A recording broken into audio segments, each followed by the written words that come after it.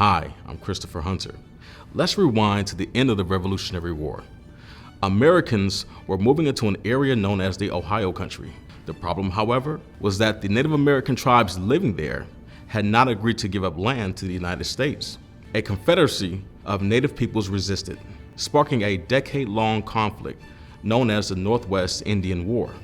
Eager to enforce U.S. sovereignty, President George Washington directed the Army to assert control over the Ohio Country.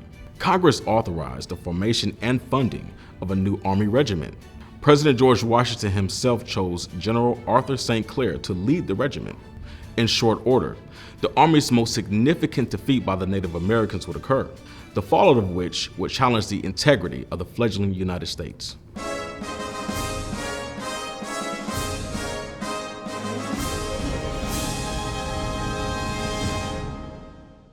St. Clair was expected to develop and execute an effective battle plan, but the mission was plagued with problems from the start. Still, the regiment embarked on their slow trudge across present-day Ohio in July of 1791. St. Clair's regiment reached its final destination on the banks of the Wabash River 4 long months later. It was late in the day, so troops hunkered down for the night without installing standard fortifications. Morning came, and as the troops prepared for breakfast, about 1,000 Native Americans from the Shawnee, Miami, and Delaware tribes attacked the camp. Over 650 soldiers were killed, and over 270 were wounded. After a 2-hour battle, St. Clair's troops retreated. The overwhelming victory, led by War Chiefs Mesikinaqua of the Miami and Weah-Pisonwa of the Shawnee, was a profound and historic disaster for St. Clair. President Washington was furious. He gave General St. Clair very clear orders not to be a victim of a surprise attack. And St. Clair was a victim of a surprise attack, and the American troops got wiped out. And he was more upset about the fact that St. Clair let him get caught with his pants down than he was about anything else. Like, he's just like, all I asked you to do was not to get caught in a surprise attack, and you got caught in a surprise attack. You're fired. Hoping to clear his name in the eyes of the public, St. Clair asked for an investigation into the cause of his defeat, and so began the conversation that would spark the first congressional investigation in the nation's history. Vigorous debate ensued among the members of Congress. Some wanted the president to investigate, but others thought that since the military is part of the executive branch, it'd be wrong for the executive branch to investigate itself. Others said Congress should take the lead, because the Constitution envisioned each branch of the government as a check to the other branches. Eventually, a motion by Pennsylvania Representative Thomas Fitzsimmons passed to establish a special House committee to look into the matter. 3 days later, the committee made its first request for information from War Secretary Henry Knox. This was the first time Congress had ever asked the executive branch to supply it with documents. President Washington, knowing he would be setting a precedent, called together his department heads, known today as cabinet officers, to discuss how to respond. Everyone agreed to giving Congress the documents. It was the first time the executive branch recognized the authority of Congress to demand information. For several days, the House committee heard testimony from department heads, military officers, and General St. Clair himself. This effort was no small feat. Consider the time period. Communication was slow, letters were handwritten, and records were copied by hand. Travel was slow too.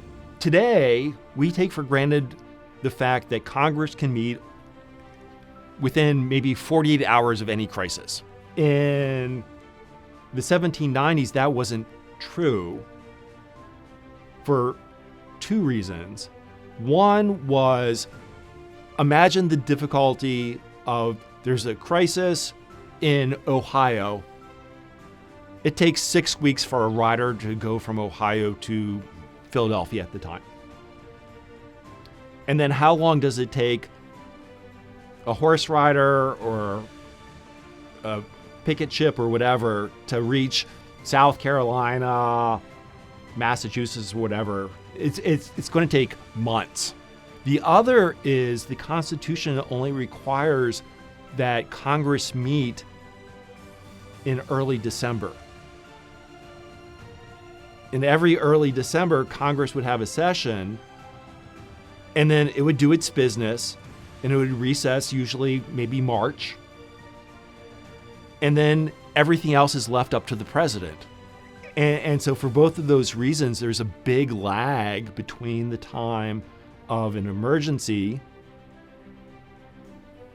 and congressional action or oversight.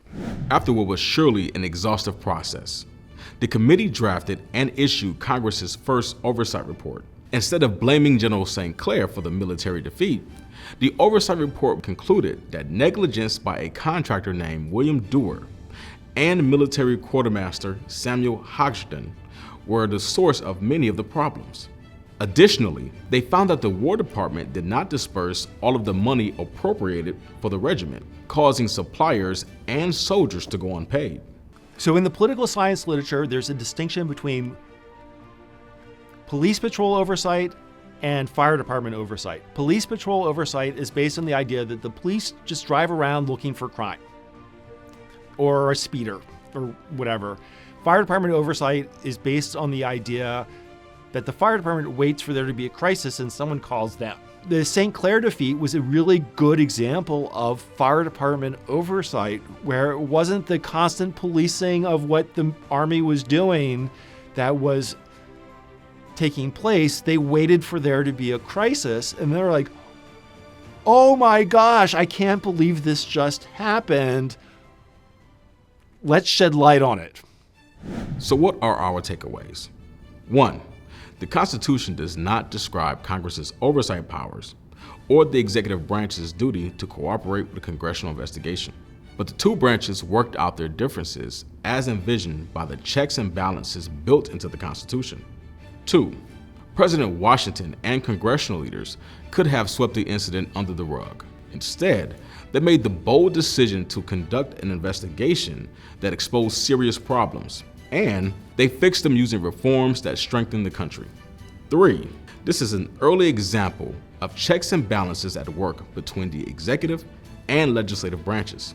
The investigation demonstrated a fundamental idea that Congress and the executive branch are co-equal branches of government. Neither rules over the other, and they are required to respect each other and collaborate to solve the country's problems. General St. Clair's defeat prompted a congressional investigation that set a precedent for Congress overseeing the actions of the executive branch from 1792 until today. Thank you for watching. Hi, I'm Jim Townsend, Director of the Carl Levin Center for Oversight and Democracy at Wayne State University Law School. Thank you for watching this episode of Portraits in Oversight, which details one of Congress's most important powers, the ability to investigate abuses that threaten our democracy. We hope you will watch additional versions of Portraits in Oversight, and we hope you'll visit our website and social media for additional content from our civic education program, Learning by Hearings. Our educational resources are available to you at no cost through a partnership with the Michigan Department of Education and the state of Michigan. We hope to see you next time. Thank you.